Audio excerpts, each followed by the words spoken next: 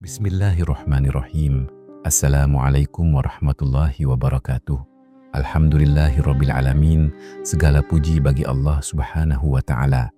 Salawat dan salam semoga tercurah kepada junjungan kita Nabi Muhammad sallallahu alaihi wasallam beserta keluarga dan sahabatnya.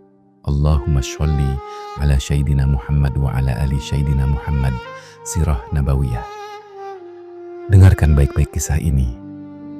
Mari kita masuk perlahan ke lorong waktu, ke tanah Makkah yang sunyi, di bawah langit yang memayungi Ka'bah, tempat di mana takdir besar sedang disusun oleh tangan ilahi, jauh sebelum manusia memahaminya. Pada suatu hari, setelah peristiwa besar nazar dan penyembelihan 100 ekor unta sebagai tebusan, Abdul Muthalib pulang dari Ka'bah. Di sampingnya berjalan seorang pemuda yang wajahnya bercahaya, putranya yang paling dicintai, Abdullah. Bayangkan sejenak, angin Makkah berhembus lembut, pasir berdesir pelan, dan manusia berlalu lalang tanpa mengetahui bahwa dari rahim takdir sedang disiapkan kelahiran seorang manusia yang kelak akan mengubah sejarah dunia. Di tengah perjalanan itu, ada seorang wanita dari Bani Asad bin Abdul Uzza. Ia berdiri di dekat Ka'bah. Wanita itu bukan wanita biasa. Ia adalah saudari dari seorang lelaki yang dikenal gemar membaca kitab-kitab suci terdahulu. Namanya Waraqah bin Naufal. Wanita itu memandang Abdullah. Tatapannya tidak biasa, seolah ia melihat sesuatu yang tidak dilihat orang lain. Wahai Abdullah, hendak kemana engkau pergi? Abdullah menjawab dengan tenang, penuh adab kepada ayahnya. Aku pergi bersama ayahku. Datanglah kepadaku sekarang. Aku akan memberimu unta sebanyak yang disembelih untuk menebusmu. Bayangkan betapa besar tawaran itu pada masa itu. Ia menjawab dengan penuh hormat. Aku sedang bersama ayahku. Aku tidak bisa menentang perintahnya dan tidak pula berpisah darinya. Dengarkan kalimat itu baik-baik.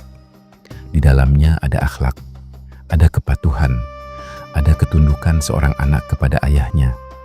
Kadang takdir besar justru berjalan melalui ketaatan yang sederhana. Abdullah pun melanjutkan perjalanan bersama Abdul Muthalib. Wahai sahabat yang mendengarkan kisah ini, langkah mereka akhirnya berhenti di rumah seorang lelaki terpandang dari Bani Zuhrah. Namanya Wahb bin Abdul Manaf. Ia dikenal sebagai lelaki dengan nasab yang mulia, kehormatan yang tinggi, dan kedudukan yang disegani di kalangan Quraisy. Di rumah itulah takdir berikutnya ditulis. Abdullah dinikahkan dengan putri Wahb, seorang wanita yang kemuliaannya dikenal di seluruh Quraisy. Namanya Aminah binti Wahb. Wanita yang nasabnya bersih, kehormatannya tinggi, dan kelembutan akhlaknya memikat hati banyak orang. Dua garis keturunan yang mulia dipertemukan oleh takdir. Setelah Abdullah bersama Aminah, Aminah mengandung. Di dalam rahimnya mulai tumbuh seorang anak. Bukan anak biasa, tetapi seorang bayi yang kelak akan menjadi rahmat bagi seluruh alam. Sekarang dengarkan bagian kisah yang menggetarkan ini. Setelah Abdullah keluar dari rumah Aminah, ia teringat kepada wanita yang sebelumnya menawarkan dirinya. Ia mendatangi wanita itu kembali. Dengan nada yang heran, ia bertanya, "Mengapa hari ini engkau tidak lagi menawarkan dirimu kepadaku seperti kemarin?" Wanita itu memandang Abdullah lama, seolah mencari sesuatu. Namun, sesuatu itu sudah tidak ada lagi. Cahaya yang kemarin ada padamu, sekarang telah hilang.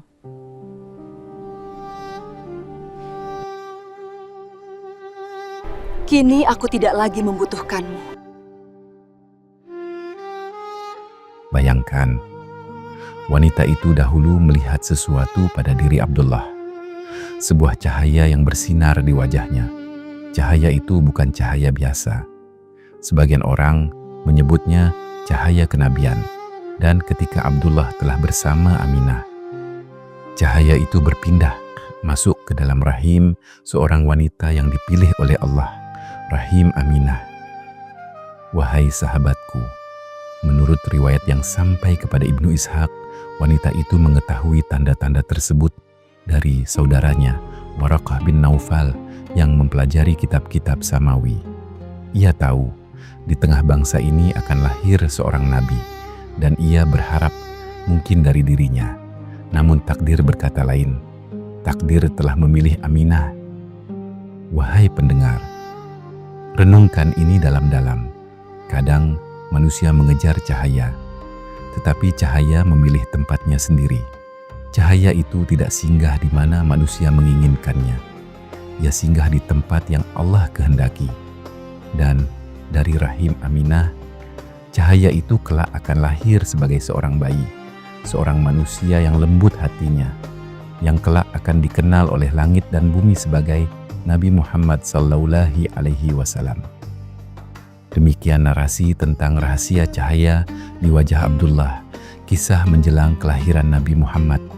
Semoga apa yang disampaikan tadi dapat memberi manfaat dan kebaikan bagi kita semua, amin.